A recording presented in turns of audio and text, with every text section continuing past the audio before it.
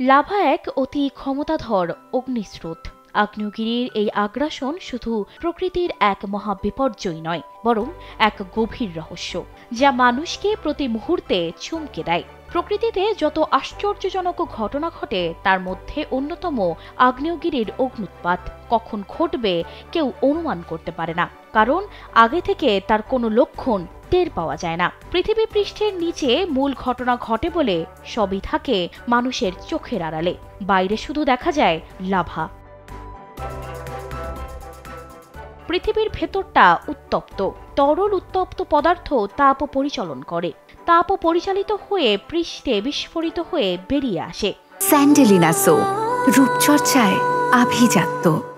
এর সঙ্গে আংশিক গলিত উত্তপ্ত শিলা বেরিয়ে এসে তাপ ছেড়ে ঠান্ডা হয়। ভেতর থেকে পরিচালিত হয়ে আসা বস্তু ম্যাগমা। বাইরে বেরিয়ে এলে বলা হয় লাভা। এই লাভা হল আগ্নেয়গিরির অভ্যন্তরীণ থেকে নির্গত তপ্ত তরল শিলা। মাটির নিচের অতি উচ্চ তাপমাত্রা এবং চাপের ফলে গলিত শিলা। বিভিন্ন প্রাকৃতিক কারণে যখন ভূপৃষ্ঠে উঠে আসে তখন আমরা তাকে লাভা হিসেবে জানি। লাভা এতটাই ভয়ঙ্কর যে এর তাপমাত্রা 700 থেকে 1200 ডিগ্রি সেলসিয়াস পর্যন্ত হয়ে থাকে, যা তাৎক্ষণিকভাবে গলিয়ে দিতে পারে যে কোনো কিছু। বিজ্ঞানীরা বলছেন প্রতি বছর বিশ্বজুড়ে 60টির মতো অগ্ন্যুৎপাতের ঘটনা ঘটে। কোনোটি চোখে পড়ে, কোনোটি তেমন আলোচনায় আসে না।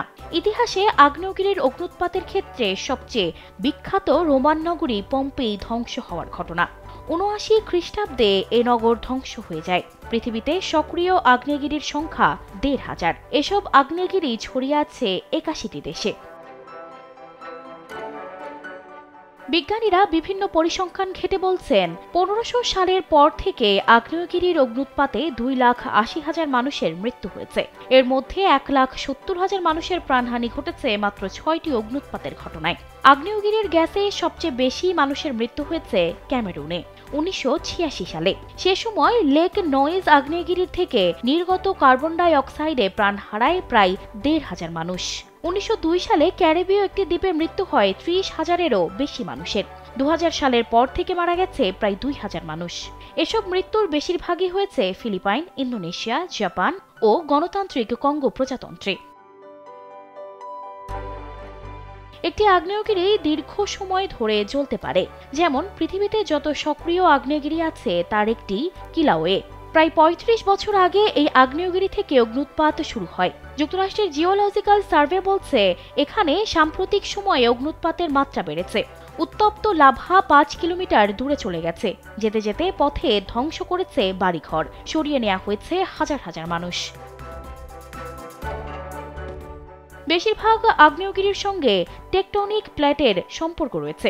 আমাদের পৃথিবীর ভূত্বক প্রধানত 7টি বড় এবং কয়েকটি ছোট গতিশীল কঠিন প্লেট বা স্তর দিয়ে গঠিত। এগুলোকে টেকটনিক প্লেট বলে। এই প্লেটগুলো উত্তপ্ত পদার্থের ওপর ভাসমান। তাই টেকটনিক প্লেটের নড়াচড়া ও সংঘর্ষের কারণে ভূমিকম্প, অগ্ন্যুৎপাত ও পর্বত সৃষ্টি হয়। এসব প্লেট জাপান, আইসল্যান্ড, ইন্দোনেশিয়া এবং অন্য অনেক জায়গায় আগ্নেয়গিরি তৈরি করেছে। আগ্নেয়গিরি মূলত দুটি প্লেটের মাঝখানে তৈরি হয়। যখন দুটি প্লেটের সংঘর্ষ ঘটে বা একে অপরের ওপরে উঠে যায়, তখন পৃথিবীর অভ্যন্তরের তপ্ত ম্যাগমা উপরে উঠে আসে এবং লাভা হিসেবে নির্গত হয়। সানজিদা রহমান, কালবেলা।